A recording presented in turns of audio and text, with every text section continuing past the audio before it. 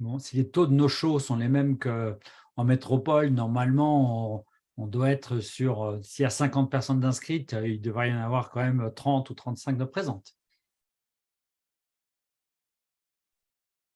Il y en a même une soixantaine d'inscrites. Ah. De toute façon, on débutera, on va prendre 2 ou 3 minutes de retard, mais vu qu'on a quand même des sujets, je pense qu'il y a des questions. On débutera, et puis ceux qui sont arrivés en retard auront toujours le replay pour se rattraper sur le début, Oui. si ça vous va.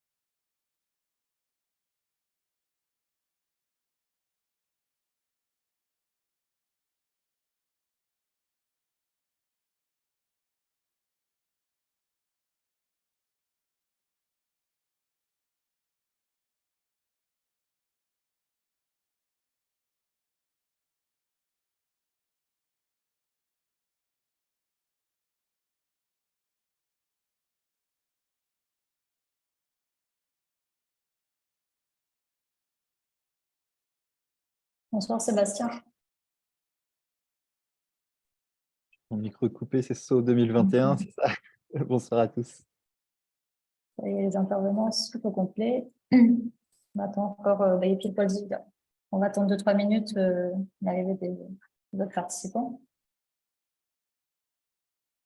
Et on va pouvoir débuter. Ok.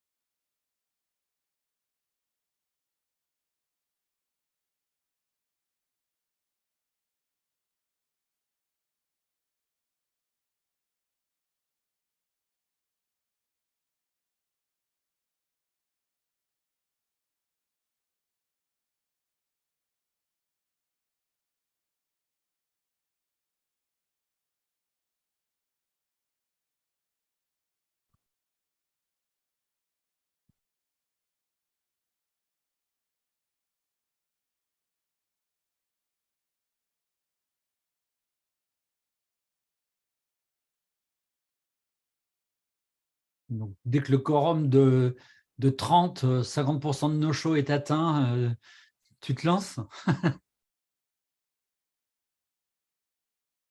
Et bien voilà, 30 pile poil, on y est. Parfait. Ça va, il y a Écoutez, on va l'entraînement. débuter. Voilà. C'est parfait, 18h02. Nous allons débuter ce webinaire consacré à l'intelligence artificielle et ChatGPT appliqué à la formation. Merci à tous d'être présents ce soir. Apparemment, le sujet intéresse puisqu'il y a un certain nombre de participants. Donc, tant mieux. Et merci également aux intervenants experts qui vont nous apporter leur lumière ce soir dans ce domaine.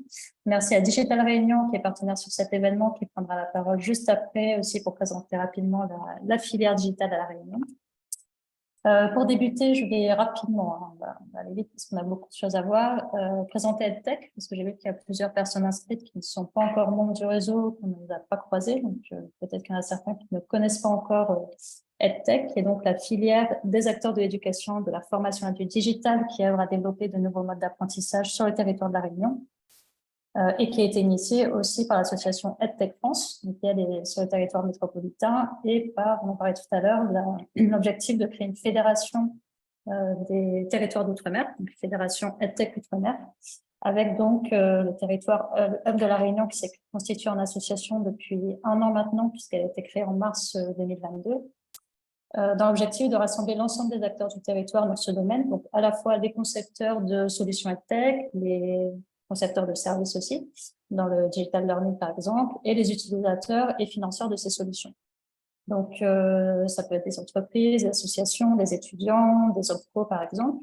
Si vous êtes là ce soir, vous êtes sans doute soit dans l'une de ces catégories, soit vous avez un lien avec le domaine ou un intérêt pour ce domaine. Donc, n'hésitez pas à rejoindre le réseau. Je vais vous mettre le lien dans le chat très prochainement.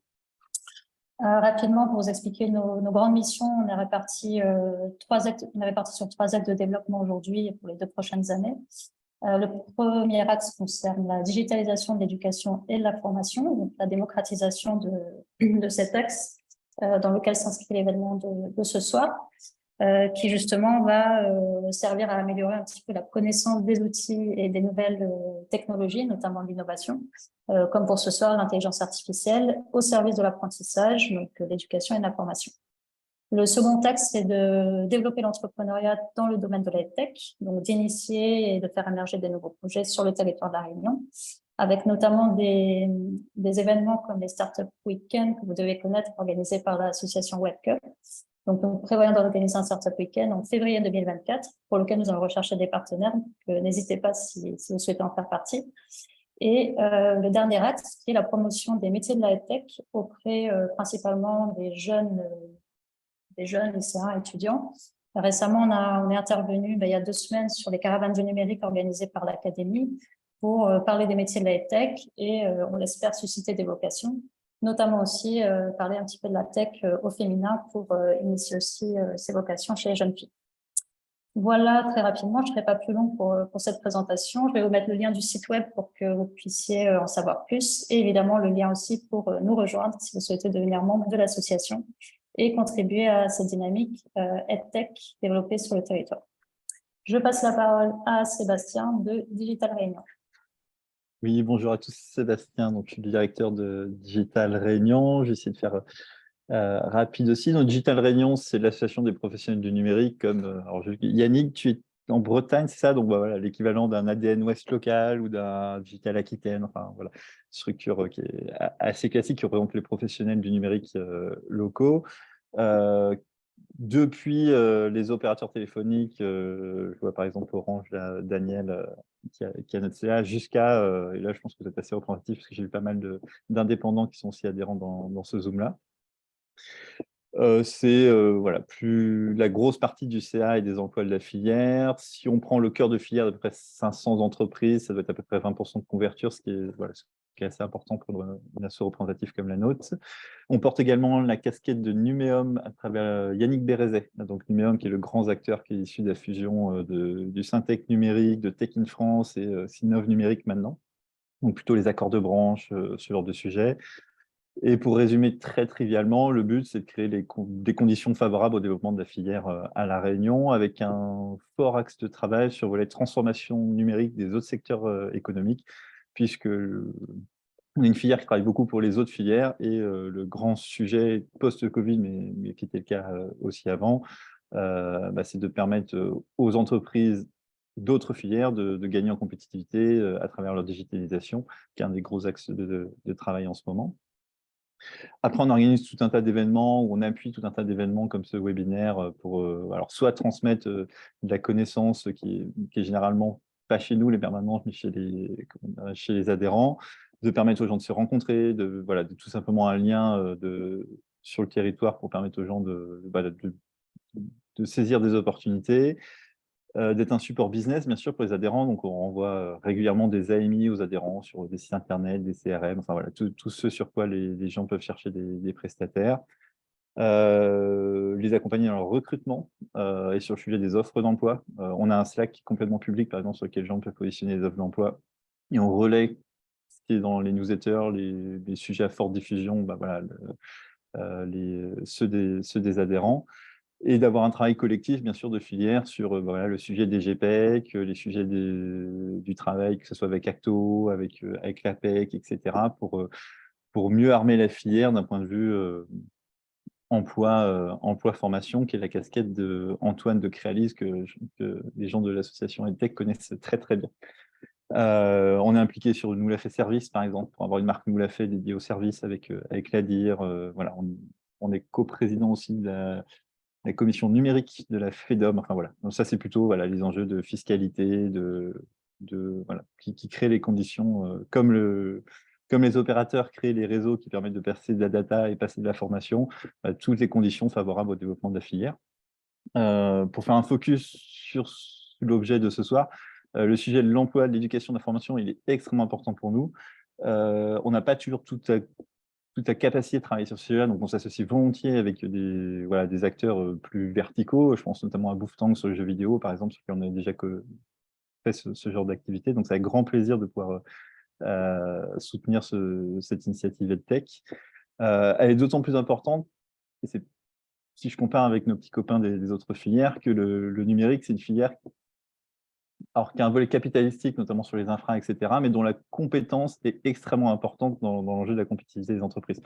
Il y a tout un tas de secteurs d'activité, on va dire l'intensité capitalistique peut primer parce que il faut des infrastructures importantes, etc. Le numérique, en général, vous vendez votre savoir-faire, et qui dit vendre votre savoir-faire dit avoir des éducations, de la formation, de l'accès à la compétence locale de manière très importante. Et c'est en ça qu'effectivement, c'est un domaine qui nous intéresse tout particulièrement.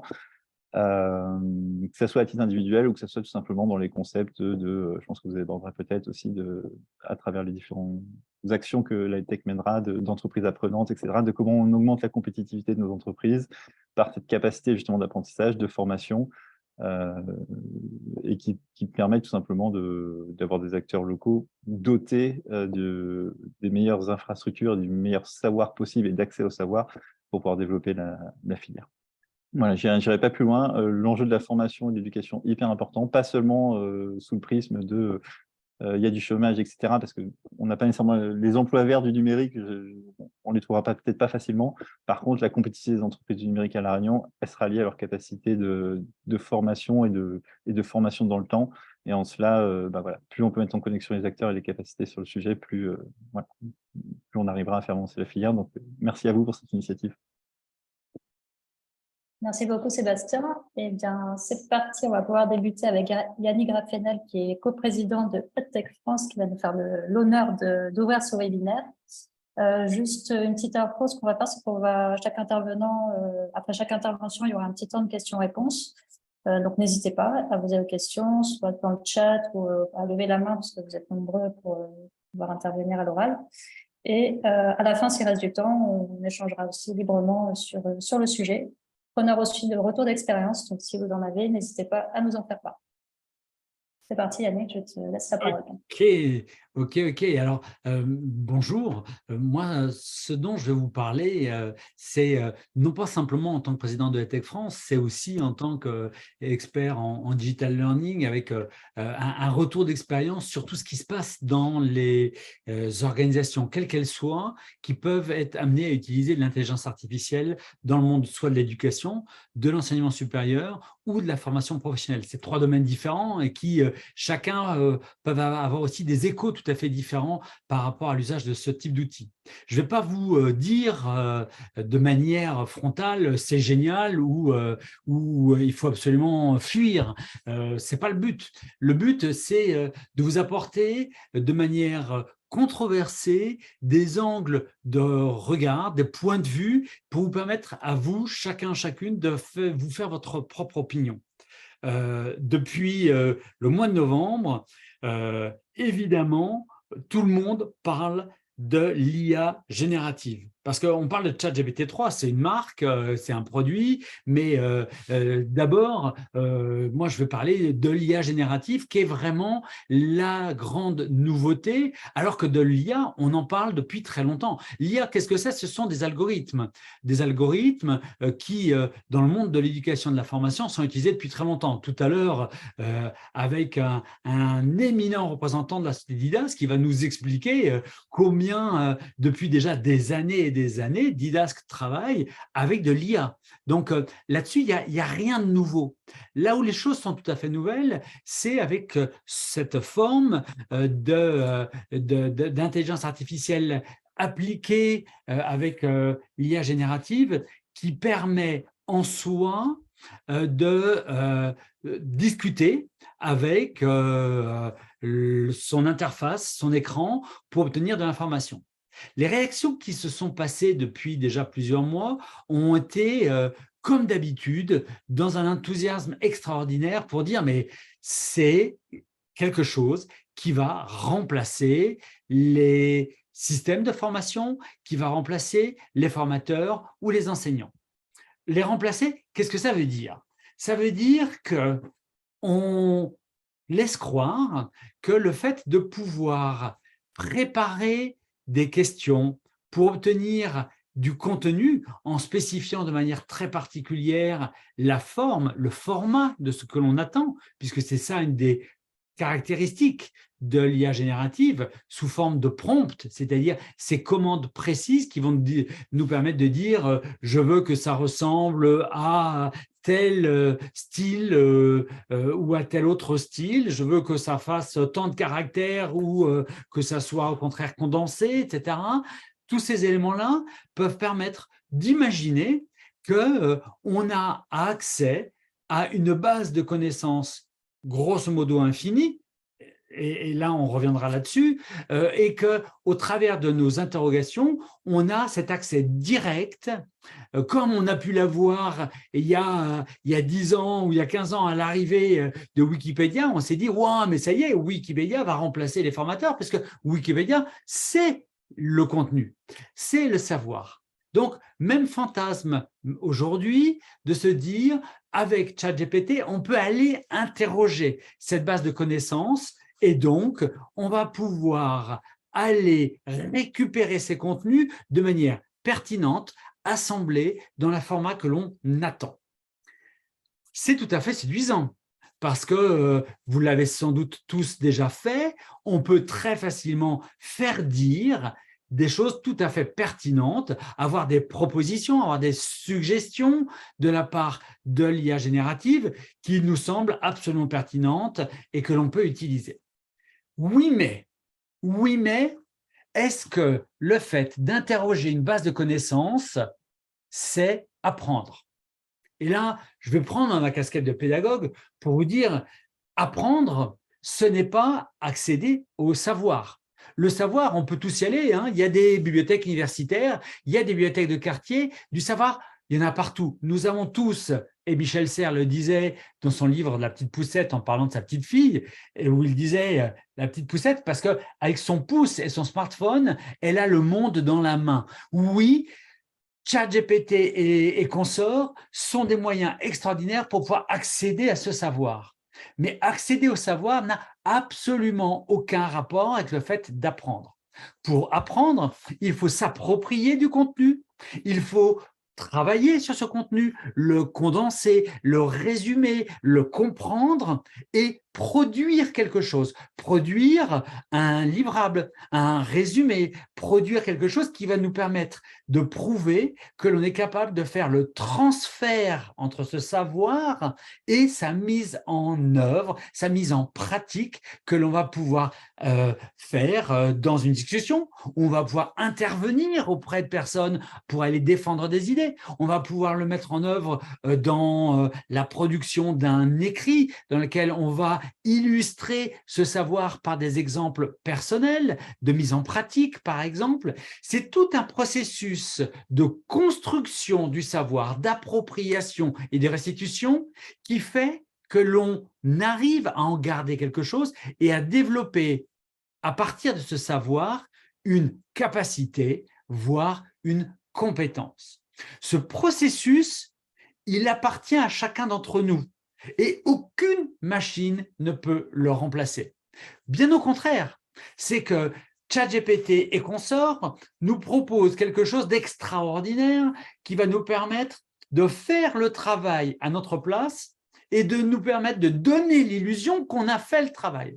Et là, on arrive dans quelque chose d'extraordinairement perturbant, c'est que avec l'usage de ces outils, on donne à chacun d'entre nous non formés sur l'usage des outils, non formés sur les limites sur lesquelles je vais revenir dans un instant, le moyen de croire que l'on est capable de donner l'illusion à n'importe qui que l'on a compris un sujet, qu'on le maîtrise, parce qu'on est capable d'en faire une restitution en belle et bonne et due forme.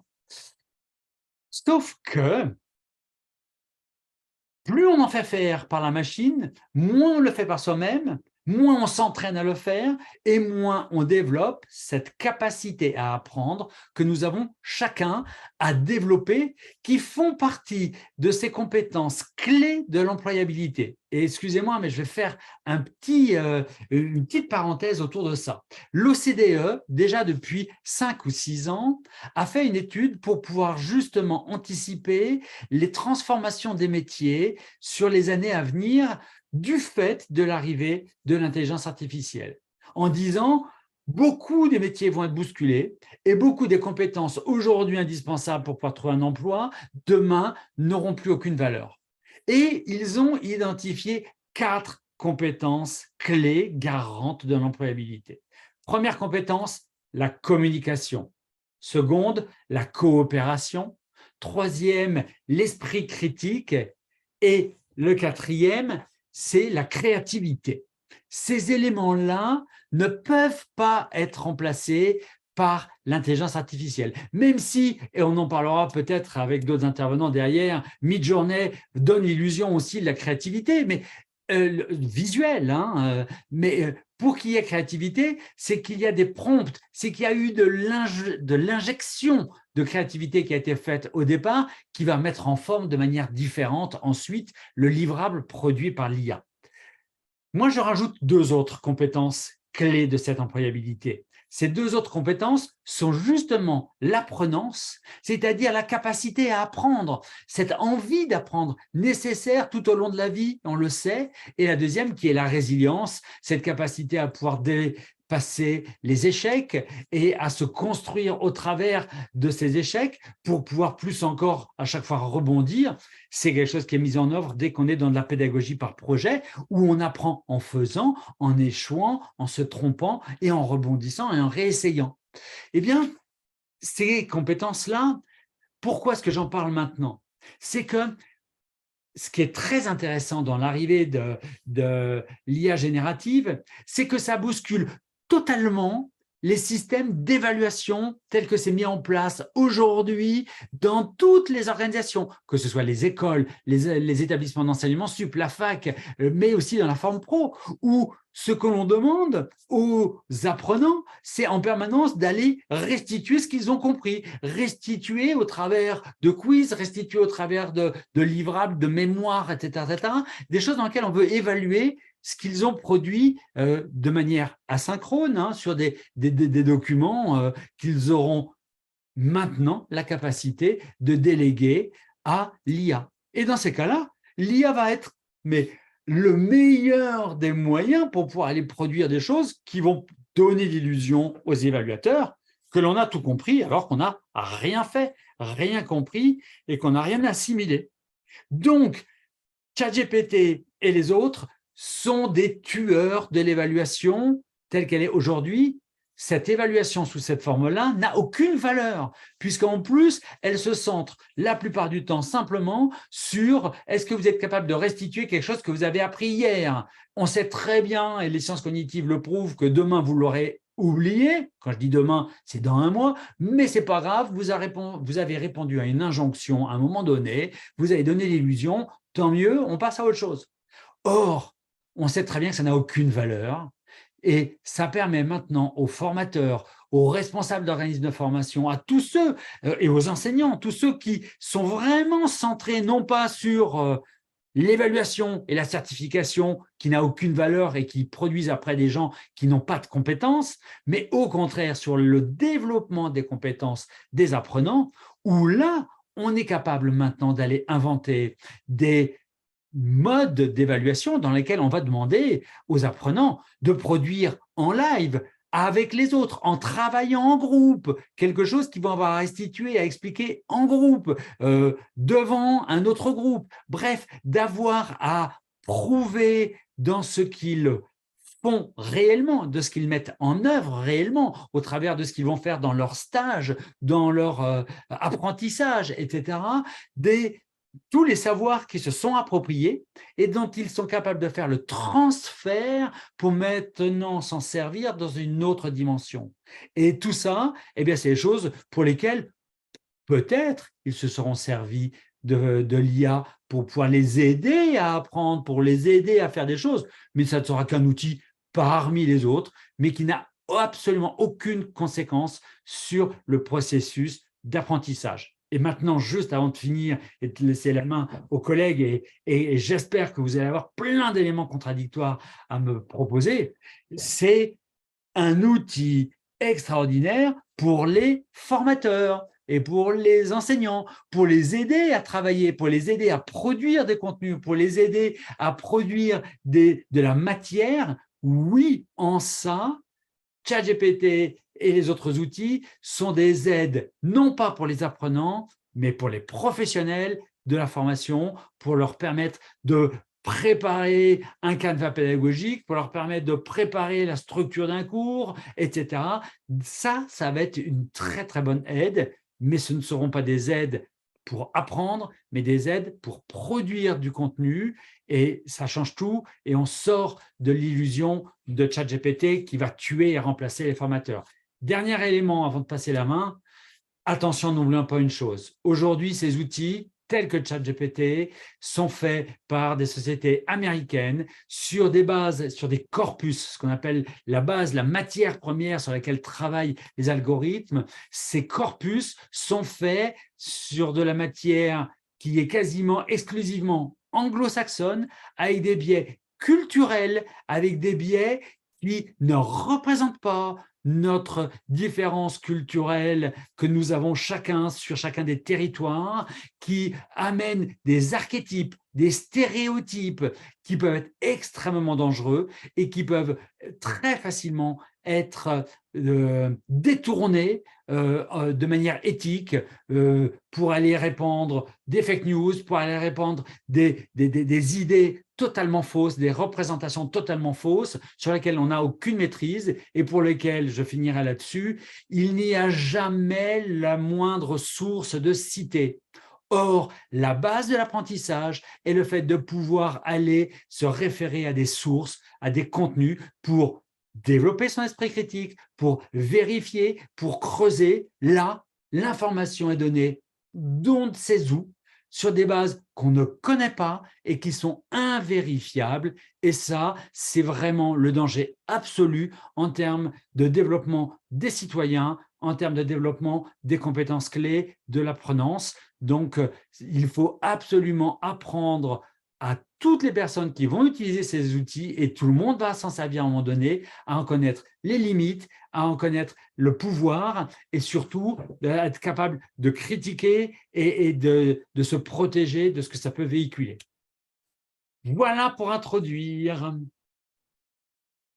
Merci beaucoup Yannick pour cette introduction très claire. S'il y a déjà des questions à ce stade, je vous propose d'utiliser le chat. Et on va tout de suite enchaîner en accueillant Joanne Kixor, qui est consultant digital marketing à La Réunion, qui va nous parler plus précisément des cas d'usage de ChatGPT et également, je crois, des précautions à prendre dans ce domaine. Merci. Est-ce que du coup, il y a moyen peut-être de partager une petite présentation ou pas? Je crois que la fenêtre de partage n'est pas... Ah si, c'est activé. Bon, voilà. Alors, une seconde. Du coup, je lance mon petit document. Alors, comme tout le monde le sait, hein, les supports de documents, ça sert de pense-bête. Donc, on s'en sert pour ça. Hop. Évidemment, je ne trouve plus la fenêtre de Zoom parce que Zoom a une sale tendance à se cacher quand on a besoin de lui. C'est bon, c'est bon. Je mets le document dans une fenêtre et je partage la fenêtre.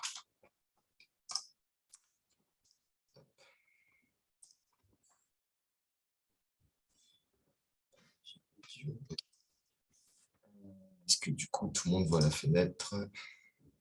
Oui, Hochement de tête, c'est parfait. Donc, déjà, bonjour. Je ne sais pas s'il faut dire bonjour ou bonsoir, vu qu'il y a deux fuseaux horaires différents. Bon, je veux dire bonjour et bonsoir à tout le monde. Donc, merci de participer à cette conférence organisée par EdTech Digital Réunion. Il y a eu déjà pas mal de choses qui faisaient partie de ma présentation qui ont été dites, mais c'est pas grave, on va les redire parce que ce sont des choses importantes. Déjà pour la petite présentation, donc je suis effectivement consultant en marketing digital, mais je m'intéresse au domaine de l'intelligence artificielle depuis très longtemps. En fait, j'ai eu ma première expérience en intelligence artificielle en 96 à travers un jeu qui s'appelle Quake.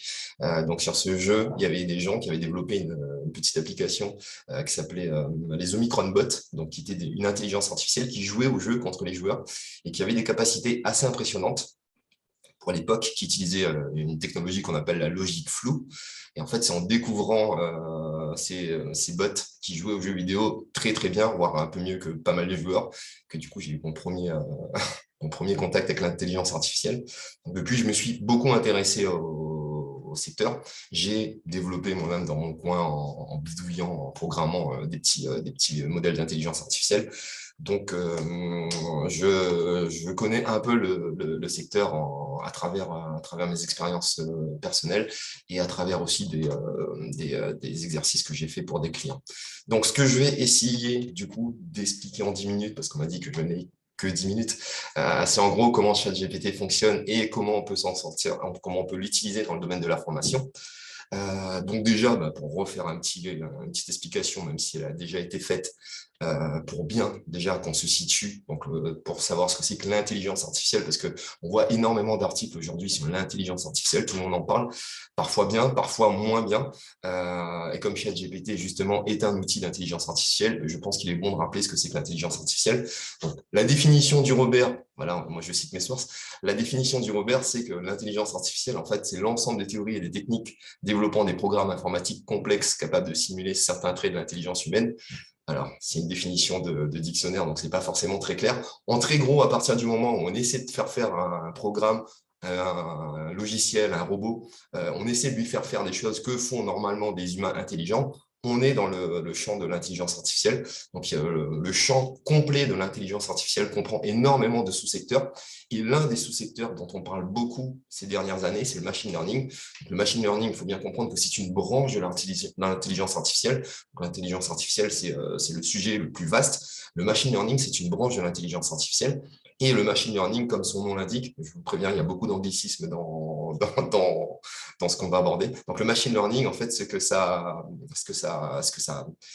analyse, en particulier dans l'intelligence artificielle, en fait, ce que ça traite, c'est ça traite des méthodes et des outils qu'on va mettre en place pour donner aux machines la capacité d'apprendre par elles-mêmes des tâches. C'est-à-dire que avant d'utiliser du machine learning, quand on voulait donner une tâche à un ordinateur, à un robot, un logiciel, ce qu'on faisait, c'est qu'on devait lui donner les règles qui allaient lui permettre de traiter cette tâche. Donc, imaginons par exemple que vous vouliez développer un logiciel un logiciel immobilier qui permet par exemple d'estimer le prix d'un bien immobilier, donc d'estimer par exemple le prix d'un appartement, le prix d'une maison.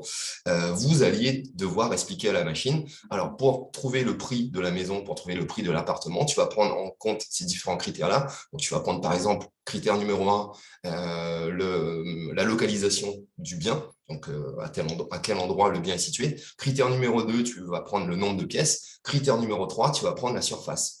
Donc, il fallait expliquer à la machine, donc si le bien est situé dans tel endroit, le prix au mètre carré c'est tant, donc tu prends le prix au mètre carré, tu multiplies par la surface et tu rajoutes le nombre de pièces, ça va te donner le prix. Donc, avant, avant de développer des outils de machine learning. C'est comme ça qu'on apprenait à des logiciels et à des outils à faire des tâches. Donc, il fallait leur donner les règles pour pouvoir faire ces tâches-là. Le machine learning, en fait, prend une autre façon d'aborder les problèmes. On essaie toujours de faire à la machine des moyens de régler des tâches, sauf que cette fois-ci, en fait, on n'explique plus à la machine comment elle doit procéder. On lui donne énormément d'exemples.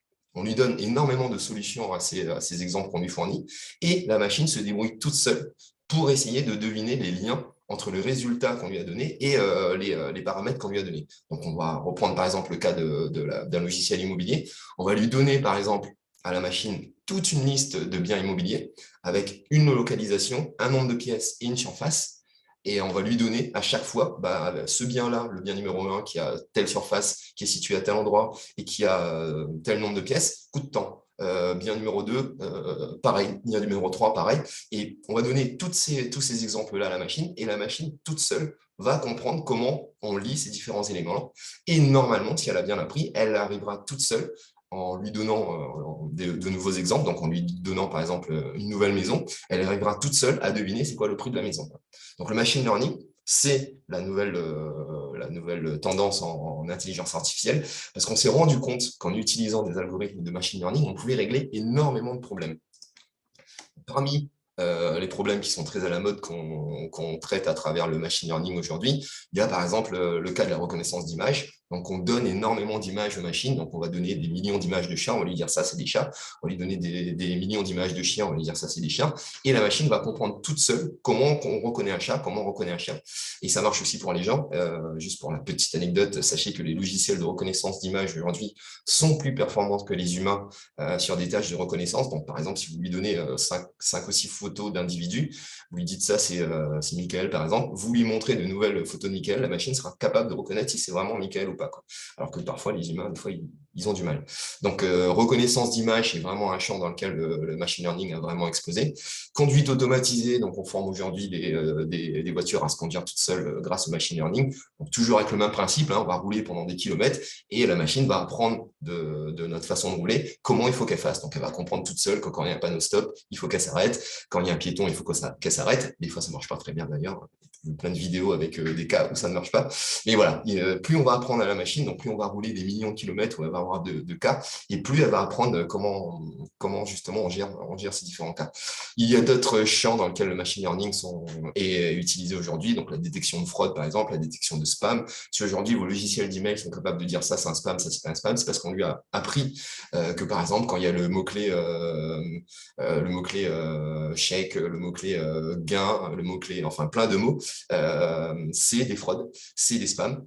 On s'en sert aussi pour de la recommandation. Donc, quand vous avez votre Netflix qui vous recommande telle série en ayant analysé toutes les séries que vous avez à regarder avant, c'est des cas de machine learning. Et depuis 2 ou 3 ans, il y a vraiment un champ qui explose, c'est le champ du traitement naturel du langage, ça s'appelle le NPL en anglais, Natural Processing Language. Donc, c'est un champ dans lequel, justement, le machine learning s'est révélé très performant.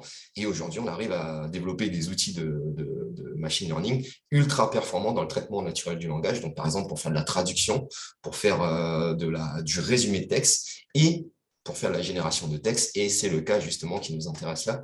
Donc, ChatGPT est un outil de traitement naturel du langage spécialisé dans la génération de texte. Au-delà de ces champs, donc on verra après le traitement naturel du langage à travers ChatGPT, au-delà de ces champs, il y a aussi forcément des champs autres qui se sont intéressés aux intelligences artificielles depuis un moment. Donc, comme on l'expliquait tout à l'heure, la formation est un secteur qui s'est penché depuis très longtemps sur les intelligences artificielles. Donc, il y a énormément de domaines dans lesquels l'intelligence artificielle peut apporter des choses dans le domaine de la formation. Donc, par exemple, dans le parcours même de la formation et dans les activités de formation, donc pour créer, par exemple, des parcours, pour créer des activités de formation, on peut utiliser des intelligences artificielles. Pour les environnements d'apprentissage, donc on peut utiliser des intelligences artificielles pour créer des environnements d'apprentissage. Et on peut aussi, et ça c'est quelque chose qui se développe pas mal ces dernières années, on peut utiliser l'intelligence artificielle dans l'optimisation des processus d'apprentissage, donc en faisant notamment de l'apprentissage qui est adapté, donc l'apprentissage adaptatif, Adaptative learning, comme je vous ai dit, il y a beaucoup d'anglicismes.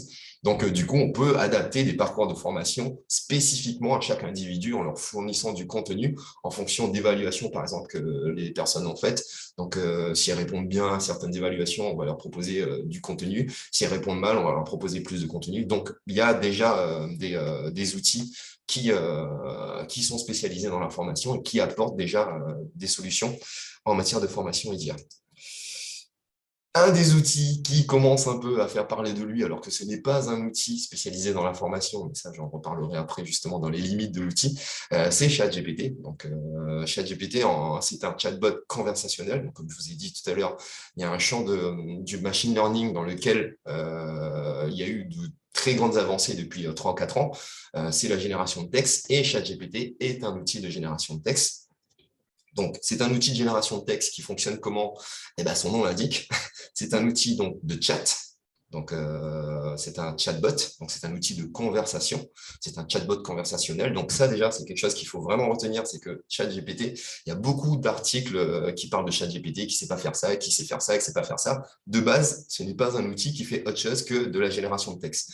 Donc, c'est un outil qui est censé produire du texte à partir de textes que vous lui donnez. Donc, qui échange et qui discute avec vous. Comment il fait ça? Comment il échange? Comment il discute? En fait, il utilise des technologies qui, pareil, sont données dans son nom. Donc, il utilise ce qu'on appelle des outils de génération de texte. Donc, c'est un chatbot génératif, comme ils disent les Anglais.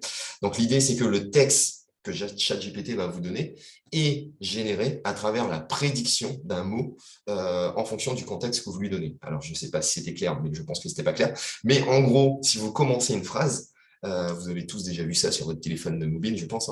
Vous commencez une phrase, votre téléphone est capable de deviner la fin de votre phrase. Donc, si vous dites, par exemple, « Paris est une très belle », votre téléphone sera capable de deviner tout seul que vous allez mettre « ville ». Et bien, ChatGPT fonctionne exactement pareil, sauf que ChatGPT, en fait, ce qu'il fait de beaucoup mieux que votre téléphone, c'est qu'il est capable de générer des textes de différentes longueurs. Il est capable de générer du texte à partir d'énormément de contextes. Ce qui fait que du coup, alors que votre téléphone se résume souvent à juste compléter le prochain mot, ChatGPT peut écrire des textes entiers, des chapitres entiers, des pages entières. Il peut générer des pages entières en se basant juste sur quelques mots de contexte que vous lui avez donnés et en rajoutant à chaque fois un nouveau mot à la fin du texte qu'il a commencé à écrire. Donc, c'est un outil génératif. Donc, ça, il faut aussi bien le comprendre. C'est que c'est un outil qui génère du texte à partir du texte qu'il a en amont. Ensuite, toujours dans son nom pour comprendre comment il fonctionne, donc il est génératif, il est pré-entraîné. Pré-entraîné, qu'est-ce que ça veut dire? Ça veut dire que du coup, l'outil fait ça à partir, je vous ai expliqué tout à l'heure comment on entraîne des outils de machine learning, on leur donne énormément d'exemples, et après, ils vont pouvoir faire des tâches à partir de ces milliers d'exemples, ou ces millions, dans le cas de GPT, c'est des milliards. Donc, ils sont capables après de produire du texte. Donc, ChatGPT est capable de produire du texte à partir de tous les textes qu'il a utilisés pour son entraînement. Dans le cas de ChatGPT, OpenAI, donc l'entreprise qui l'a développé, a expliqué que dans le modèle ChatGPT, donc le modèle 3.5, il y a approximativement 500 milliards de tokens. Donc, les tokens, c'est des morceaux de texte. Des morceaux de mots, même pour être exact, 500 milliards de morceaux de mots, de tokens, donc, qui ont été utilisés pour entraîner l'intelligence artificielle. Donc, ça représente 500 téraoctets de texte, ce qui est beaucoup. Dans le détail, il y a approximativement 400 milliards de tokens qui viennent de textes généralistes, environ 17 milliards de textes qui viennent de textes d'Internet, 77 milliards de textes qui viennent de livres, et il y a approximativement 3 milliards de tokens qui viennent de Wikipédia. Donc, si vous voulez avoir des statistiques pour vous représenter en fait ce que c'est. Donc, à partir de ces 500 milliards du coup, de tokens, ChatGPT a appris comment on construit des phrases, en fonction de certains contextes, et du coup, il est pré-entraîné grâce à ces modèles-là. Si vous voulez, d'ailleurs, je l'ai précisé dans la présentation, mais du coup, les données qui servent à un entraînement d'outils de machine learning, on appelle ça des datasets.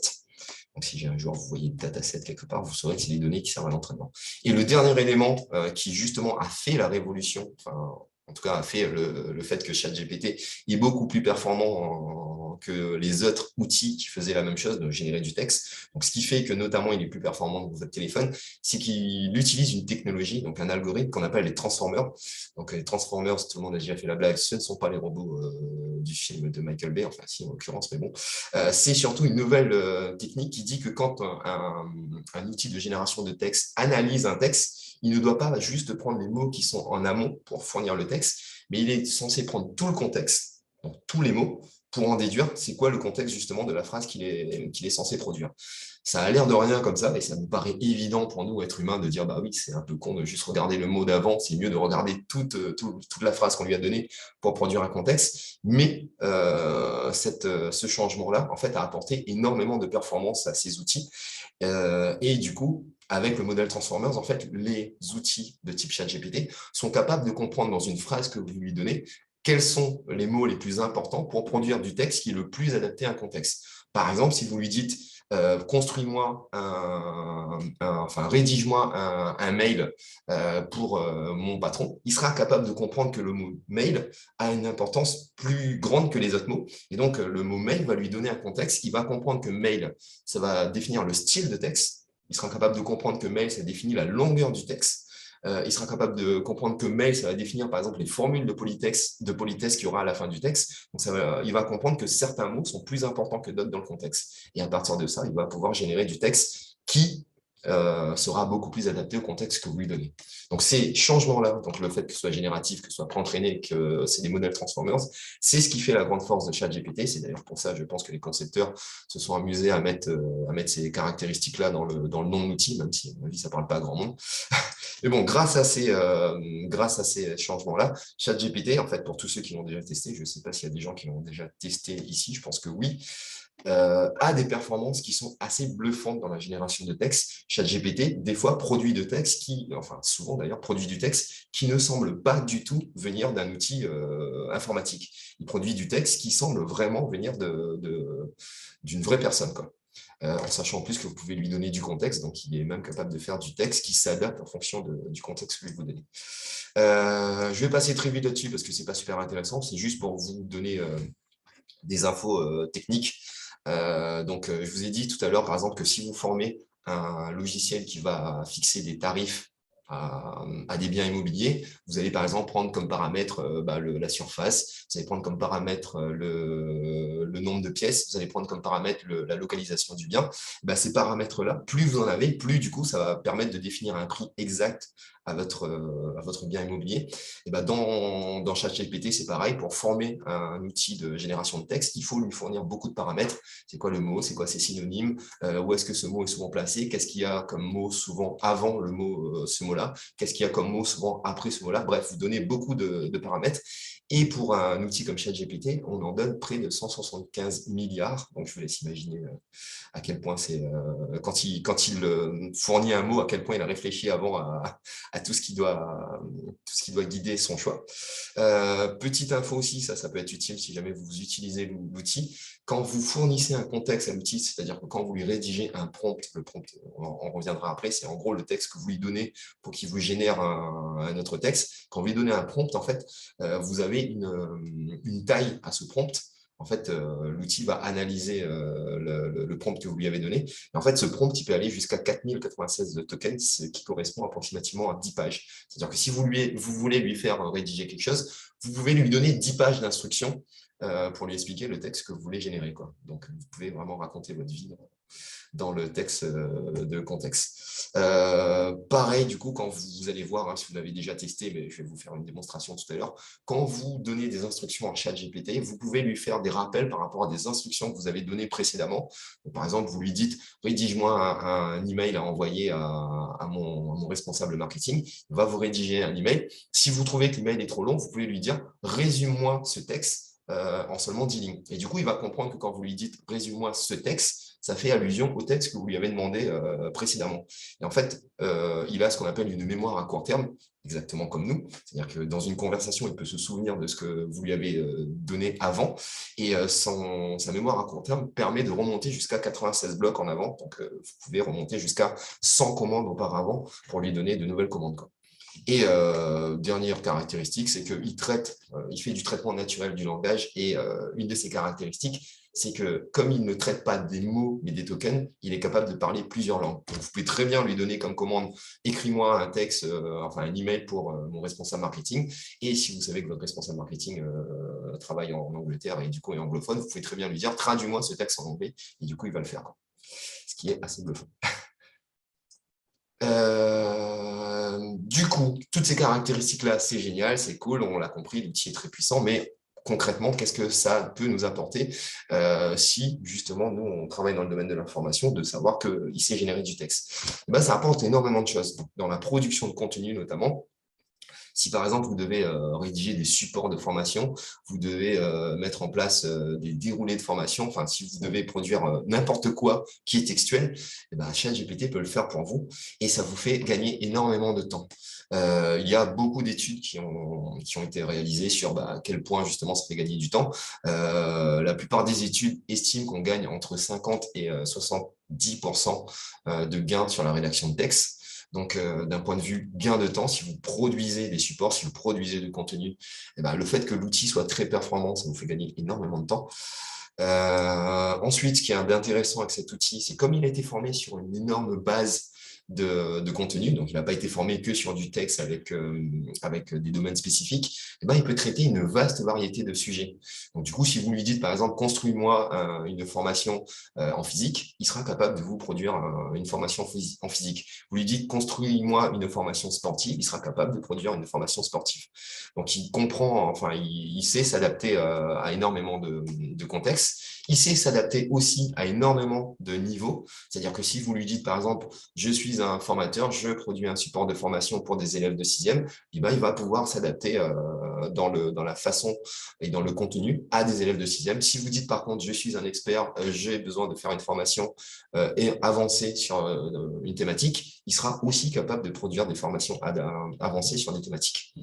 Donc ça, c'est assez impressionnant. Et vous allez voir tout à l'heure, c'est assez... il le fait plutôt bien.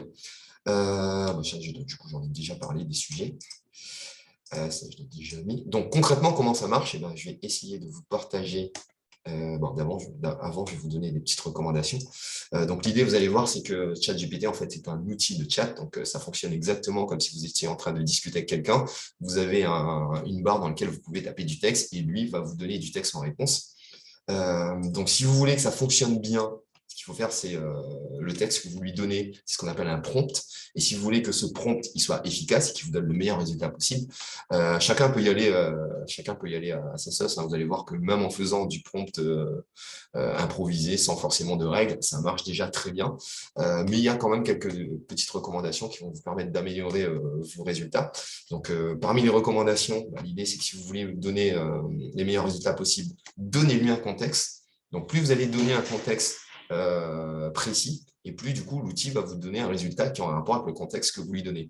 Donc le contexte, par exemple, si vous êtes en train de construire un plan de formation, vous allez dire je suis formateur dans tel domaine, ou vous pouvez très bien lui dire tu es formateur, c'est pas important, mais vous lui donnez des mots-clés qui vont lui donner à comprendre le contexte dans lequel il doit rédiger le texte. Généralement, le contexte, on le donne dans un premier prompt. Les gens ont tendance à appeler ça un pré-prompt, mais il n'y a pas d'obligation à ce niveau-là. Du moment que vous lui donnez un contexte, ça va l'aider à fournir le meilleur résultat possible. Après, ce qui est important, c'est de lui donner, de lui préciser quelle est l'attente. Donc, si par exemple, vous avez besoin qu'il rédige un contenu, vous allez lui dire « rédige-moi un contenu ». Si vous avez besoin qu'il résume un contenu, vous allez lui dire « résume-moi un contenu ». Si vous avez besoin qu'il traduise un contenu, vous allez lui dire « traduis-moi un contenu ». Donc, il faut lui donner une attente à travers un verbe d'action. D'après pas mal de statistiques et d'après beaucoup d'études, ChatGPT est capable de comprendre à peu près une centaine de commandes. Donc, il ne faut pas hésiter à lui donner des commandes et parfois à les tester parce que parfois, le terme « rédiger » va donner certains résultats, le terme « écris-moi » va donner d'autres résultats.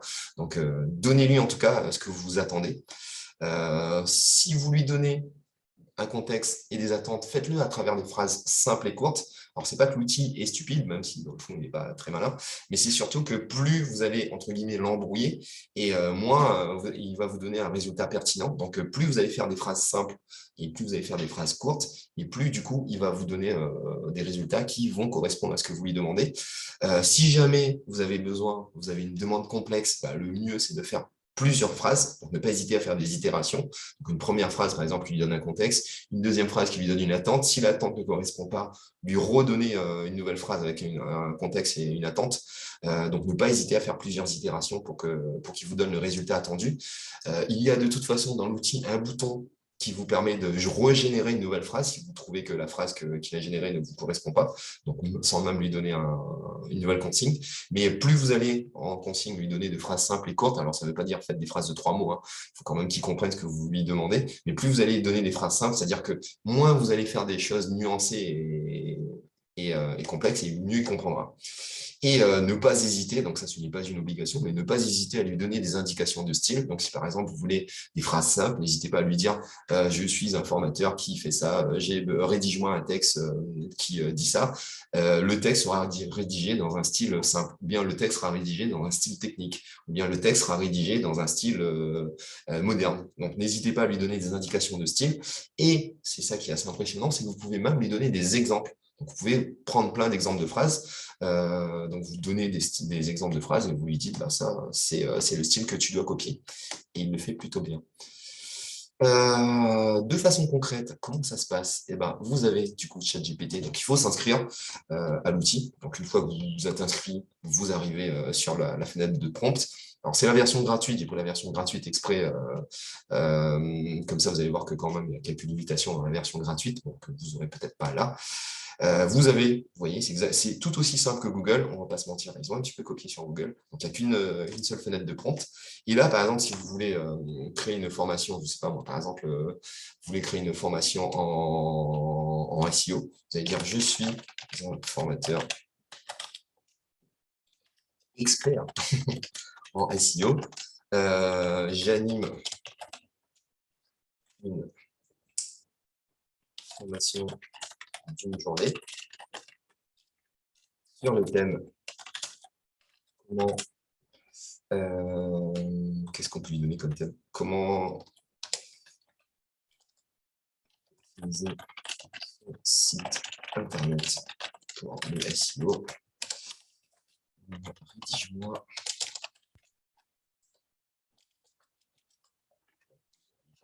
de formation. Ah, effectivement, c'était normal, le bug, j'aurais peut-être dû prendre la version gratuite finalement, la version payante. Est-ce que j'ai mes fenêtres de connexion? Je vais essayer de me connecter sur une autre fenêtre.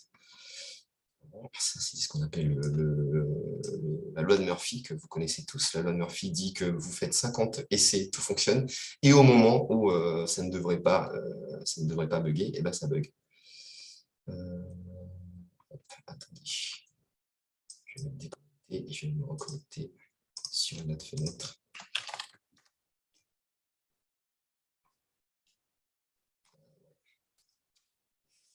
Le bug.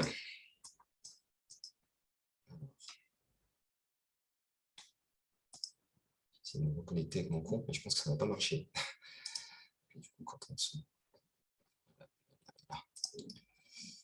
Ah là là là là là là. Le epic fail.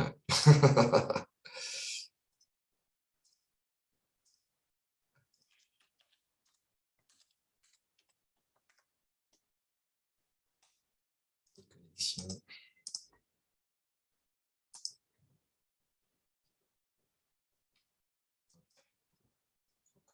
Avec l'autre compte, espérons que ça marche.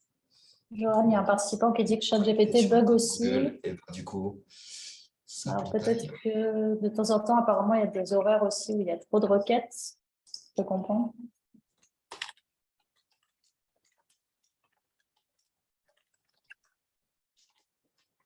Actualiser la page. Ça ne marche pas, voilà, c'est la loi de Murphy, il n'arrive pas à se connecter non plus. Ok, je vous referai une petite démonstration dans quelques minutes. Alors, le temps d'essayer de me reconnecter avec le compte qui fonctionne.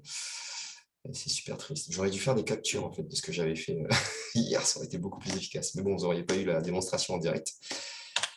Tant pis. Bon, sachez du coup que voilà, je referai une démonstration. Bon, en attendant, le temps que j'arrive à me reconnecter, je vais juste du coup vous expliquer. Alors là, normalement, à la fin de la démonstration, vous auriez dû dire waouh, mais c'est incroyable comment il sait faire tout ça. C'est juste dingue cet outil, mais il va révolutionner le monde. Sauf que les outils parfaits n'existent pas. Donc, il y a encore des limitations à ChatGPT, donc il faut le savoir. Parce que du coup, connaître ces limitations-là, ça vous permettra justement de vous dire je ne peux pas l'utiliser pour tout. Donc, il y a des limitations à l'outil. Donc, première limitation, c'est que justement, comme je vous ai dit, il faut lui donner des phrases et des prompts simples, parce que ça arrive parfois que l'outil ne comprend pas exactement ce que vous lui demandez. Et du coup, comme il ne comprend pas ce que vous lui demandez, il va vous donner des réponses inadaptées. Donc, faites attention à donner des phrases simples. Et même parfois, avec des phrases simples, il peut arriver que l'outil parfois ne comprend pas ce que vous lui demandez. Deuxième Johan, limitation qui est est-ce que tu importante, même m'entends? si celle-là, vous n'allez pas forcément la voir, mais sachez qu'elle existe. C'est la limitation dont on a parlé aussi tout à l'heure, c'est que les réponses sont biaisées. Derrière sa phase d'apprentissage, derrière la phase d'apprentissage de ChatGPT, il y a aussi, une fois que l'outil a appris à partir de textes, mais il produit du contenu qui parfois, justement, n'est pas bon. Et quand ce contenu n'est pas bon, il doit être corrigé manuellement. Donc, on lui donne les bonnes réponses à certains contenus. Et le problème, c'est que ces bonnes réponses-là sont des bonnes réponses qui sont données par les développeurs de l'outil. C'est-à-dire que, par exemple, si, je ne sais pas moi, s'il y a un texte sur est-ce que Trump a été un bon président, je ne sais pas si on a le droit de sortir cet exemple-là, qui peut être politiquement incorrect, mais ce n'est pas grave, je le sens quand même, et que l'outil, par exemple, dit que Trump était un dictateur qui a abusé de ses pouvoirs, et que derrière, les développeurs de l'outil le corrigent en mettant que Trump a été un excellent président, et du coup, le fait qu'il a été un excellent président, c'est du coup l'avis des concepteurs de l'outil. Ce n'est pas une réalité basée sur un contenu factuel, c'est du coup les personnes qui ont développé l'outil qui corrigent ces réponses. Donc, les réponses que donne l'outil peuvent potentiellement être biaisées par les concepteurs qui ont décidé que c'est ça la bonne réponse. Donc, par exemple, si vous allez dire, par exemple, est-ce que ChatGPT, du coup, abuse, parce que pour entraîner l'outil à donner des bonnes réponses, il y a des gens qui travaillent à la correction de ces réponses, et ces gens-là sont payés pas très cher, il faut le savoir. Et du coup, si vous posez la question à l'outil, il peut très bien vous répondre que non, en fait, ces gens travaillent dans des conditions parfaitement décentes, parce que les concepteurs, du coup, l'ont conçu dans cette optique. Donc, gardez en tête que les réponses sont biaisées. Alors là, du coup, j'ai pris des exemples un peu extrêmes. Même sur d'autres problématiques, l'outil peut très bien vous apporter des réponses biaisées parce que les personnes qui l'ont corrigé à ce niveau-là ont apporté des corrections qui sont biaisées et qui peuvent parfois être fausses. En sachant que l'une des grosses problématique de ChatGPT actuellement, c'est que, comme on l'a dit, il ne cite pas ses sources. Donc, il n'est pas capable de vous dire ce texte que j'ai généré là vient, par exemple, à 70% de contenu Wikipédia. Donc, vous ne pouvez pas savoir sur quoi il base son contenu. Et même s'il vous le dit dans une réponse, il peut très bien vous dire selon Wikipédia, la réponse c'est ça, ça, ça. C'est pas parce qu'il vous dit que c'est selon Wikipédia que ça veut dire que c'est vraiment selon Wikipédia. Il faut bien comprendre que c'est un outil de génération de texte. Et donc, du coup, il génère du texte en fonction du contexte que vous lui donnez. Donc, il peut très bien générer un texte qui n'est pas du tout basé sur ses données d'entraînement, ou en tout cas sur quelque chose qu'il a appris concrètement, quoi. Troisième limite, il est limité en version gratuite, et ça, vous venez de l'expérimenter tout à l'heure. Il faut du coup que j'arrive à me connecter. Donc, en version gratuite, du coup, vous avez moins de réponses, vous avez plus de temps pour répondre, et en plus, du coup, vous êtes limité sur le nombre de requêtes. ChatGPT vous dit qu'il n'y a pas de vraie limite au nombre de requêtes, mais vous allez voir que quand vous en faites trop, vous allez surcharger l'outil et du coup, il va vous dire que vous êtes limité. Johan, Ça, c'est les limitations un peu qui passent, on va dire. Mais à côté de ça, il a d'autres limitations. Donc, l'une des plus grosses, et ça, c'est inhérent au fonctionnement des outils de type NLP, donc des outils de traitement naturel du langage qui fonctionnent à travers des algorithmes de génération, c'est que du coup, ils ont un phénomène qu'on appelle l'hallucination. L'hallucination, c'est quoi? C'est que comme ils génèrent du texte, comme ils génèrent des nouveaux mots à partir du contexte qu'on leur a donné, ils peuvent très bien prendre un contexte et générer des mots qui n'ont rien à voir avec ce contexte-là, juste parce que dans leur base statistique, le résultat des calculs statistiques qu'ils ont fait pour générer le mot a donné des résultats qui ne correspondraient pas à la réalité. Parmi les exemples, je vais vous donner un exemple que j'ai vu récemment sur Internet. Il y avait un YouTuber qui a fait un test, qui a demandé à ChatGPT de lui générer un texte sur les océans. Donc, il a commencé en disant les océans recouvrent 70% de la planète. On retrouve dans les océans des coraux, des animaux, des poissons tels que le dauphin. Donc, du coup, les poissons tels que le dauphin, le youtubeur lui a dit ah, parce que le dauphin est un poisson. Et ChatGPT lui a dit oui, le dauphin est un poisson. Donc, ça, c'est ce qu'on appelle une hallucination. Donc, l'hallucination, c'est qu'il a pris un contexte, donc océan, dauphin, et du coup, il a généré un texte océan dauphin. Et quand on lui demande est-ce que du coup ce texte est généré, est-ce qu'il tient la route, lui il ne comprend pas en fait la question est-ce que c'est vrai ou est-ce que c'est pas vrai. Il voit juste la question est-ce que ça tient la route et les réponses statistiques à est-ce que ça tient la route, ça peut être oui ou ça peut être non. Donc statistiquement, il va vous dire oui ou il va vous dire non. Mais c'est pas parce qu'il dit oui ou c'est pas parce qu'il dit oui ou c'est pas parce qu'il dit non que ça veut dire que le oui et le non sont liés à sa réponse. Ça tient juste de statistiques. Alors, ce n'est pas forcément très facile à comprendre, mais il faut vraiment vous dire que quand il génère du texte, il ne comprend pas le texte qu'il génère. Il génère le texte à partir d'entraînement et à partir de statistiques. Donc, à partir de statistiques, on peut très bien, d'un point de vue statistique, donner des résultats qui sont complètement faux. Et ces résultats qui sont faux, on appelle ça des hallucinations. Et tous les logiciels qui font du traitement naturel du langage sont soumis à ces hallucinations-là. Il n'y a aucun outil actuel qui arrive à échapper à ce phénomène-là. On arrive, avec des données d'entraînement de plus en plus poussées, à travers des corrections, à travers plein de mécanismes, à limiter ces hallucinations, mais c'est inhérent au mode de fonctionnement. C'est-à-dire que du coup, si vous générez du contenu à travers ChatGPT, il faut systématiquement le relire, il faut systématiquement aller consulter des sources, parce que c'est pas parce qu'il vous génère un contenu qui vous semble correct que ça veut dire qu'il est correct. Il peut très bien vous donner 3 phrases, dont 2 qui sont correctes et une qui est complètement fausse. Et il le dira avec la même assurance. Et si vous lui posez la question « Est-ce que tu es sûr de ça ?» il peut très bien vous dire oui. Ce qui ne veut pas dire qu'il le pense, ça veut juste dire qu'il a été formé statistiquement pour répondre oui, quoi. Johan, je me permets de te couper parce que tu ne nous entends pas, mais je pense qu'il faut absolument qu'on puisse donner la parole à Philippe parce que on n'a plus de retour son de la part de Johan et pourtant c'est passionnant ce qu'il nous dit, mais il faut absolument qu'on puisse maintenant t'entendre, Philippe, aussi poursuivre et donner ton point de vue, toi qui es aussi un expert dans la mise en pratique de l'IA. Et de ce fait, c'est dommage, j'interromps Johan, mais qui ne nous entend pas. Mais tant pis, Philippe, je te propose d'enchaîner.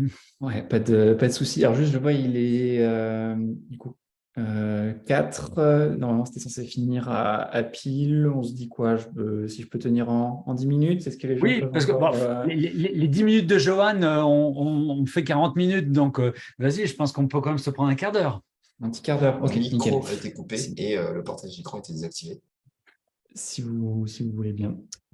Alors, je vais partager mon écran.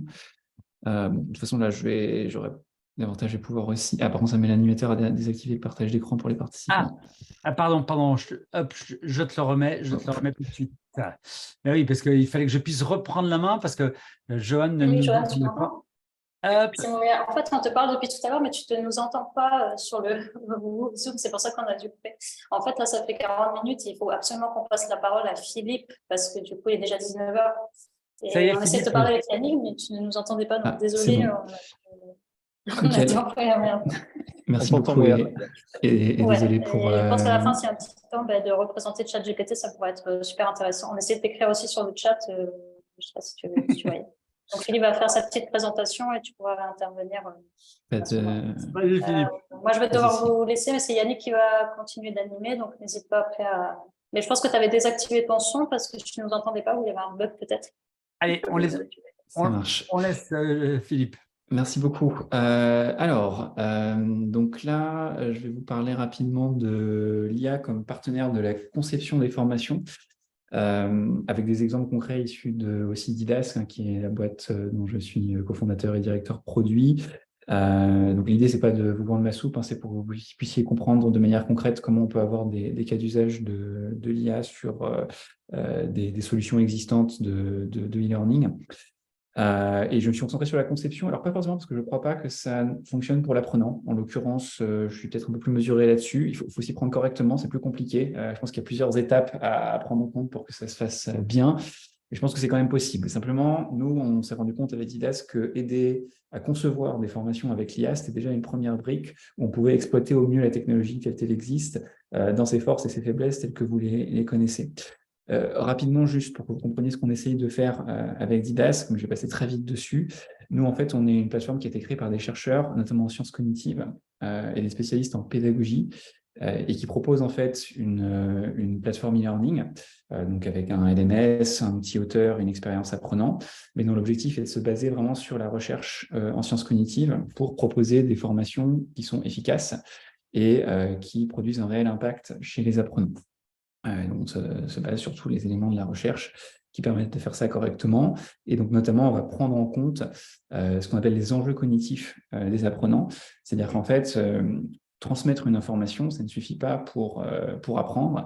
Le format, l'interaction pédagogique ne va pas être la même en fonction de ce qu'on veut accomplir comme résultat. Typiquement, quand on veut déconstruire des représentations ou mémoriser des nouvelles informations, on ne va pas forcément utiliser les mêmes formats. En tout cas, ce n'est pas ce que recommande la recherche. Et donc, l'idée, c'est comment est-ce on va mettre en place des contenus de formation qui sont structurés de la bonne manière en fonction des enjeux des apprenants. Et donc, ça, c'est vraiment le cœur de ce qu'on propose chez Nidask.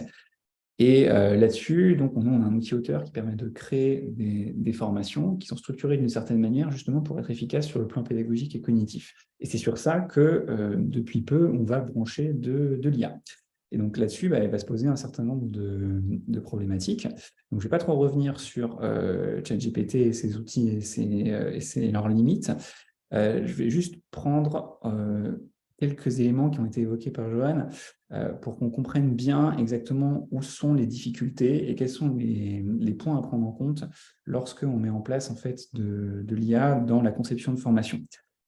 Donc la grande force, on l'a compris, c'est que ça permet de générer du texte qui est un texte pertinent en fonction du contexte, en se basant sur une quantité énorme de données qui ont été pré-entraînées pour permettre de générer ce texte. Donc ça, c'est clairement une force, et c'est un texte qui va être pertinent, qui va être plausible, donc ça posera aucun problème.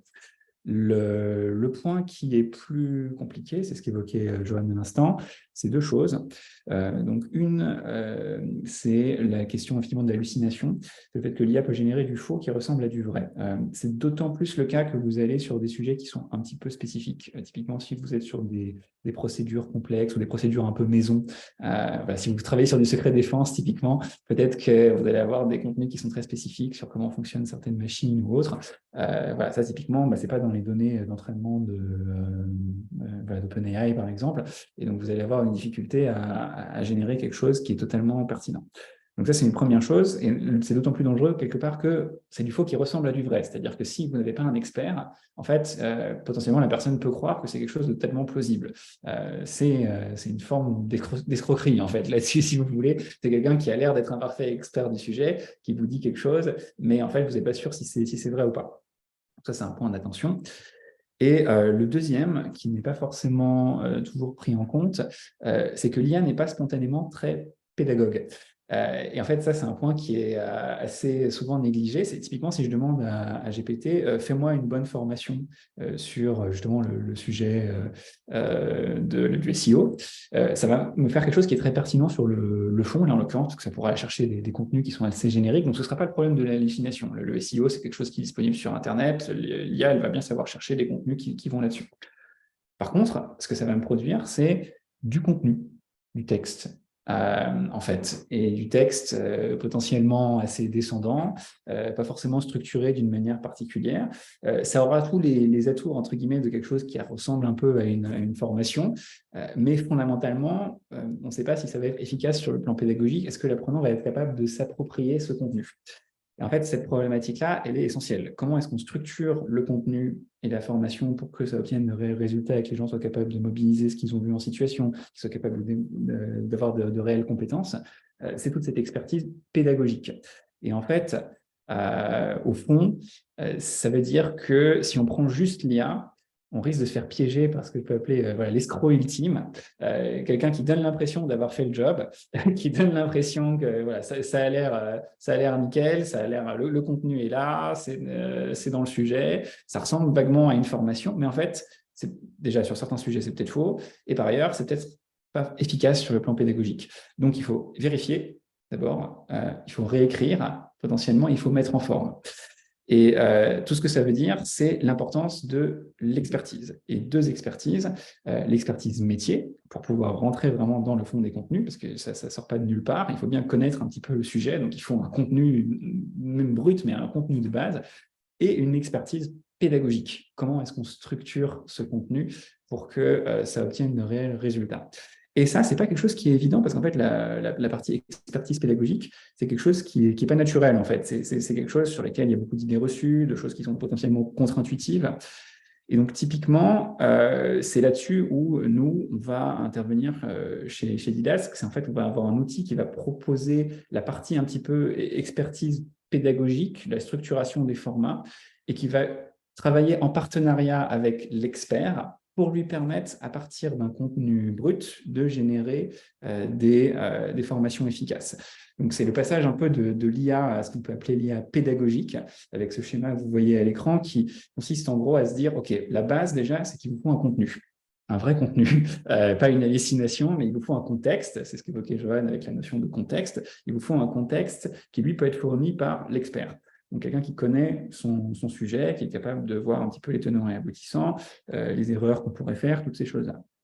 Ensuite, à partir de ce contenu brut, il faut qu'on soit capable de proposer des formats pédagogiques qui sont différents et qui sont adaptés en fonction de chacun de ces contenus et des enjeux pour les apprenants. Et ça demande une vraie réflexion pédagogique. Et cette réflexion pédagogique voilà, elle va être basée sur des choses qui sont solides.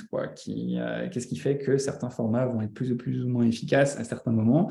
Ce n'est pas de l'arbitraire, il y a vraiment des critères, il y a des choses qui sont plus ou moins efficaces, et c'est notamment ce que démontre la recherche en sciences cognitives. Et en fait, c'est une fois qu'on a cette brique experte et cette brique experte au sens métier et cette brique pédagogique au sens comment est-ce qu'on structure les contenus, la formation, quel format on va proposer en fonction de l'enjeu, c'est à ce moment-là qu'en fait on peut appuyer sur le bouton entre guillemets et demander ok, maintenant génère-moi du contenu et utiliser toute la force de ces outils type GPT.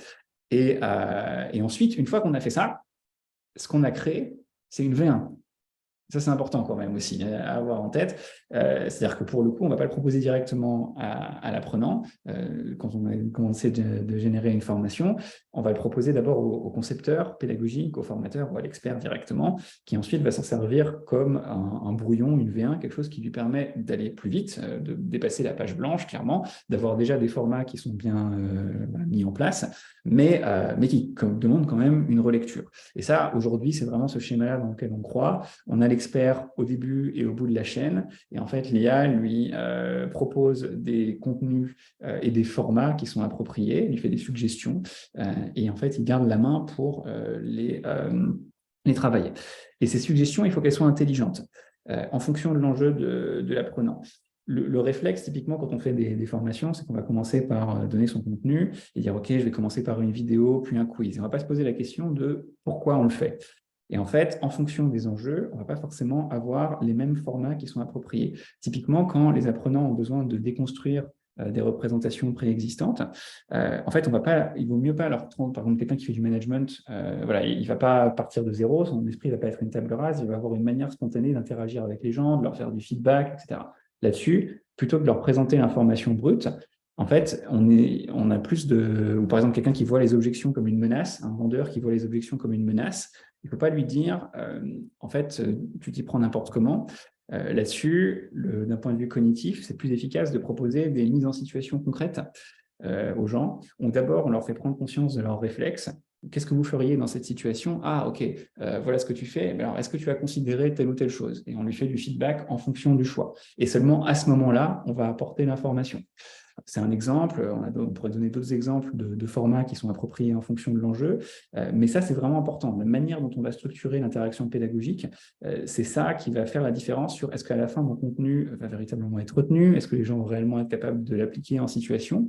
Et donc là-dessus, en fait, il faut qu'un outil qui aiderait à générer des formations pédagogiques s'appuie sur ça et recommande le bon format au bon moment et mette en musique les contenus et l'expertise de la manière la plus pertinente. Et c'est précisément ce qu'on essaye de faire aujourd'hui avec Didas. Donc, je vais faire un rapide exemple. Alors, vous n'aurez pas encore vu ChatGPT, mais je pense que beaucoup d'entre vous ont déjà vu de la génération automatique, donc ça vous parlera. Juste avant de le faire, 1 minute, que vous compreniez le type de format, hein, comment on l'articule dans Didask. Nous, en fait, ce qu'on crée, c'est des modules de formation dans notre outil qui sont basés sur ce qu'on appelle des granules. Et donc, les granules, c'est une petite activité pédagogique qui a été pensée en fonction de l'enjeu. Donc, typiquement, là, je suis sur un enjeu de vente où les gens vont avoir des représentations préexistantes. En fait, on va commencer par leur proposer une mise en situation concrète. Vous voyez, plutôt que de faire de la mise en situation seulement à la fin, on commence par les mettre dans une situation. On commence par leur proposer quelque chose qui leur parle. On leur demande de faire des choix. On leur demande comment ils réagissent. Et en fonction de leur réaction, on va leur donner un feedback personnalisé en fonction de chaque choix. Et ensuite, seulement, on va leur donner le message à retenir de la situation. Donc, une pédagogie un peu inversée. On commence par la mise en situation. Qu'est-ce que ferait la personne? Et ensuite, on lui apporte les informations. Pourquoi? Parce qu'elle a des idées reçues préexistantes qu'on veut traiter. Par contre, on va avoir d'autres moments dans le Didas, c'est ce qu'on appelle une granule d'exercice. On va aussi avoir, par exemple, des granules plus d'informations. Là, on va juste présenter une information, par exemple, ici, un schéma. Mais ensuite, derrière, on va avoir ce qu'on appelle, nous, des flashcards, qui sont des structures pédagogiques pour s'assurer que la personne est capable de récupérer en mémoire ce qu'elle a vu dans cette granule. Donc, on ne se contente pas de présenter l'information, on la présente d'abord, et ensuite, dans un second temps, on va proposer une expérience pédagogique pour faire de l'ancrage de cette information. Et donc, vous voyez, en fonction de l'enjeu, on va proposer des formats qui sont adaptés, et toute la structure granulaire de l'outil est basée là-dessus pour vraiment délivrer une expérience qui est efficace sur le plan cognitif. Du coup, ensuite, nous, comment est-ce qu'on crée tout ça? En fait, on a mis en place un outil qui permet de générer des formations efficaces sur le plan cognitif en partant d'un contenu brut. Donc, en gros, ce que vous faites, c'est que vous, par exemple, vous copiez-collez un texte, voilà, ou d'ailleurs, vous pouvez enregistrer votre voix, hein, parce que ça peut aussi prendre la voix, ce type de contenu. Donc, imaginez un expert qui parle de son sujet à l'oral. Vous prenez donc un contenu brut, il n'a pas besoin d'être structuré d'une manière particulière, il a juste besoin d'avoir en fait ce résidu d'expertise, justement, ce que la personne sait véritablement sur le sujet. Ensuite, je mets quel est l'enjeu cognitif que je veux plus particulièrement traiter avec mon module de formation. Est-ce que je veux plutôt comprendre des notions? Est-ce que je veux plutôt que les gens soient capables de changer leurs réflexes? Est-ce que je veux plutôt qu'ils soient capables de mettre des éléments en application? Donc, en tant que concepteur pédagogique, je me dis, OK, c'est quoi l'enjeu de mon module? J'ai mon contenu brut, j'ai mon enjeu, et ensuite, j'appuie sur « Générer un module ». Et là, qu'est-ce qui se passe? Première chose, ça va découper mon contenu dans des granules de formation. Donc, ça va dire, OK, là, ton contenu, tu pourrais le traiter pédagogiquement avec cette séquence. D'abord, une granule info, là, c'est sur l'internationalisation. Voilà. Qu'est-ce que l'internationalisation? L'internationalisation permet de mieux répartir les coûts et les bénéfices. Voilà le message clé qu'on voudra transmettre en premier. Ensuite, ça va repérer, ce serait quoi une erreur que les gens pourraient faire sur ce message qui pourrait faire l'objet d'un exercice, une déconstruction d'idées reçues que les gens pourraient avoir. Voilà. Donc, déjà, ça propose une structure pédagogique pour mon module sur la base de mon texte brut. Ensuite, ça va proposer même les contenus. Donc là, par exemple, ça va faire une V1 de à quoi pourrait ressembler ma granule d'information. Et ici, par exemple, ça a détecté en fonction des recommandations de la recherche. Ici, ce serait bien de commencer d'introduire le sujet de manière inductive, par un exemple. Donc d'abord, on introduit un exemple concret et ensuite, on donne le message clé. C'est comme une sorte de template, en fait, si vous voulez, un template pédagogique sur votre contenu, qu'ensuite vous pouvez changer et dire, OK, là, par exemple, c'est basé sur l'exemple, mais si je voulais une approche plus descriptive ou déductive, je pourrais remixer et ça me referait ma granule dans un autre mode. Donc, je garde la main en tant que concepteur. Ça vous fait ça sur vos granules de contenu et ça vous fait ça, par exemple, ça vous a généré, par exemple, aussi une question de flashcard pour récupérer du coup ce message, ou encore un message clé, donc des éléments pédagogiques qui sont vraiment centrés pour l'efficacité. Et ça fait la même chose pour les exercices, où ça peut vous générer du coup des V1 de à quoi ressembleraient des mises en situation concrètes, avec des choix, des feedbacks qui sont proposés à chaque apprenant. Et chacune de ces choses-là, voilà, je peux les remixer comme je veux avec différents types de formats, soit des exercices un petit peu plus simples, des mises en situation dans lesquelles je fais un choix entre différentes alternatives. Ça peut aussi être, par exemple, une mise en situation plus complexe, dans laquelle soit je dois analyser un phénomène avec plusieurs paramètres complexes. Comment est-ce que, voilà, ici, vous voyez sur l'internationalisation, comment est-ce que le paramètre de la croissance d'un pays dans lequel je m'installe va impacter mon choix. Et donc là, ça va vraiment être un exercice un petit peu plus fin, ou encore un exercice plutôt basé sur la capacité à discriminer entre de multiples situations. Donc là, je suis toujours sur l'internationalisation. OK, qu'est-ce que je fais si je rencontre un partenaire potentiel qui est en Inde, qui m'explique telle ou telle chose sur les business partners en Inde? Comment est-ce que je réagis dans ce cas-là? Donc tout ça, c'est vraiment des structures pédagogiques et qui sont proposées en fonction des enjeux et qui me proposent des contenus, mais qui sont basés sur mon contenu brut de base. Une fois que j'ai pu un peu remixer mes contenus et que je suis content avec ma V1, j'appuie sur un bouton et hop, ça m'a préenregistré mes modules. Derrière, moi, en tant que concepteur, je peux les remixer.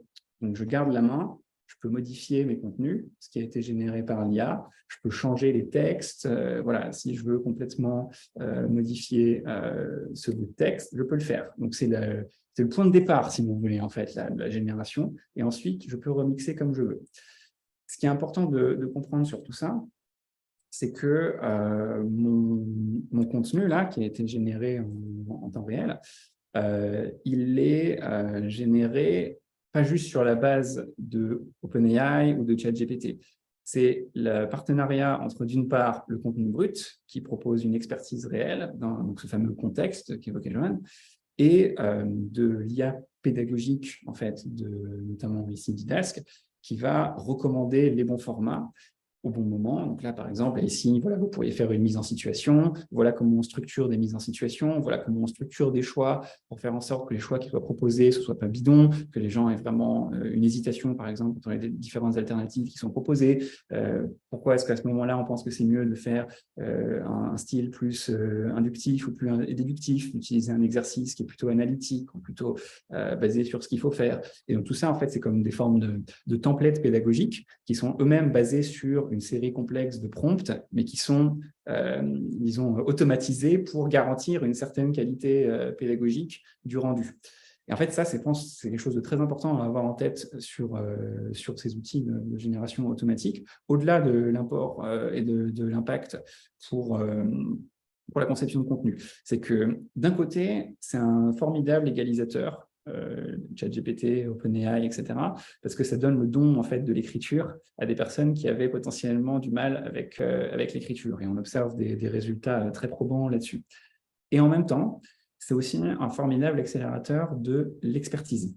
C'est-à-dire qu'en fait, si vous avez une expertise sur un sujet, à la fois une expertise métier ou, comme c'est le cas pour Didask, une expertise véritablement pédagogique basée sur les sciences cognitives, vous pouvez en fait embarquer cette expertise beaucoup plus facilement que jamais dans des prompts qui vont en fait faire le trajet le plus rapide, entre guillemets, pour implémenter cette expertise, le tout d'une manière reproductible.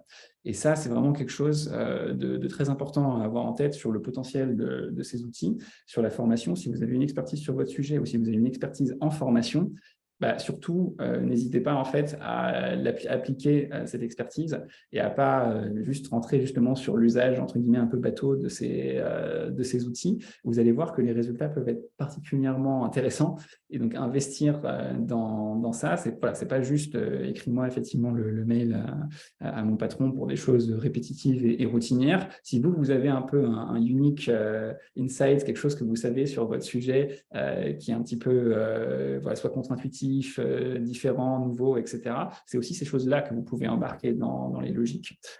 Voilà. Au-delà de cette ouverture, en tout cas, ce qui est sûr, c'est que nous, on a commencé à vraiment expérimenter sur notre outil ces générations assistées par l'IA et que voilà, c'est vraiment un très beau mariage, globalement, justement, de l'expertise pédagogique, de l'expertise contenu et de ces outils de génération automatique parce que non seulement ça vous permet de créer beaucoup plus vite des formations, mais comme vous avez l'expertise derrière, vous avez des formations qui sont réellement de qualité, avec en plus les concepteurs qui gardent la main, donc vous n'avez pas autant ces problèmes d'hallucination, etc. Le tout reste une base que vous pouvez reprendre, et donc avec ça, on peut vraiment exploiter, entre guillemets, à son plein potentiel ces nouveautés qui émergent autour de l'IA générative. Voilà pour moi. Merci Philippe, merci parce que tu as parfaitement illustré combien cet outil peut être adapté pour les formateurs, hein, ça va vraiment dans le sens de ce que je pouvais moi introduire tout à l'heure. Je ne t'ai pas remercié en direct non plus, hein, Johan, c'était fabuleux. Hein, ta présentation structurée, détaillée, expliquée pas à pas, extraordinaire. Je m'excuse hein, d'avoir été obligé de te couper, mais il fallait vraiment qu'on puisse laisser la place à Philippe pour qu'il puisse aussi intervenir. Bon, vous êtes encore 36 en ligne. Place aux questions-réponses. Hein, encore, on a le temps, mais encore 3-4 minutes. Moi, je dois basculer après aussi sur une autre réunion. Mais est-ce qu'il y a des questions? Est-ce qu'il y a des choses sur lesquelles vous avez envie de nous interpeller, nous trois, parce que c'est le moment. Hein. C'est bien, hein, c'est top. Hein. Non, à part dire que c'est super, ça a été très pédagogique. Moi, j'ai découvert, hein, je l'ai découvert. Ton introduction a résumé pas mal de choses et derrière, on est rentré dans la technique. Vraiment, bravo à vous tous. Merci. Ben, on voit là, en tout cas, la force et la puissance de la Tech Réunion qui arrive à rassembler plein d'expertises comme ça et à pouvoir vous accompagner dans la découverte, l'appropriation de ces nouveaux outils avec ces approches. Hein. Véronique, tiens, que je vois apparaître, c'est toi qui vas avoir le mot de la fin en tant que représentante du Hub EdTech. Vas-y. Oui, écoutez, c'est vrai que je n'ai pas eu l'occasion de me présenter parce que je jongle entre les enfants et la visio, mais effectivement, je fais partie du bureau d'EdTech. Et oui, merci beaucoup à tous les intervenants, c'était très riche. J'ai même fait moi-même des découvertes. Donc, merci, top. Et merci pour votre mobilisation à tous, puisque plus de 40 participants, c'est vraiment exceptionnel. Merci.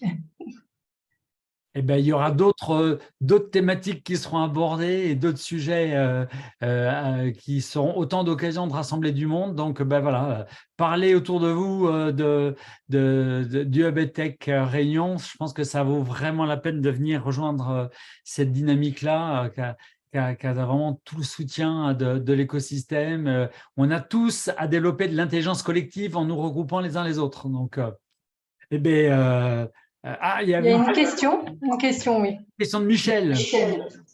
Comment intégreriez-vous les outils IA directement comme assistant au sein de la formation plutôt que comme assistant d'ingénierie pédagogique? Là, il y a beaucoup à dire.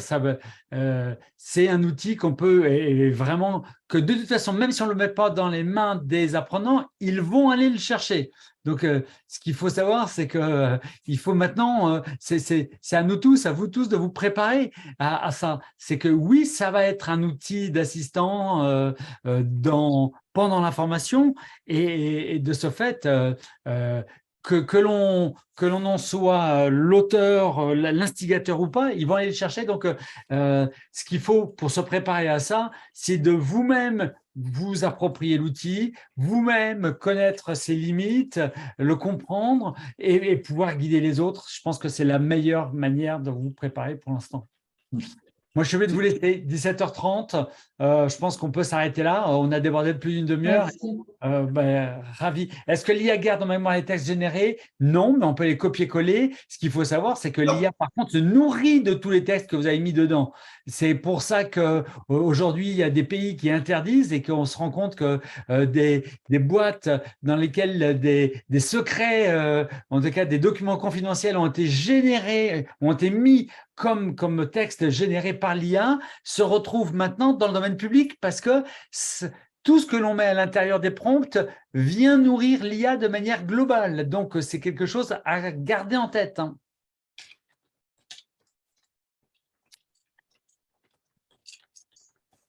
Bon, je coupe tout parce que c'est vraiment l'heure. Merci à tout le monde.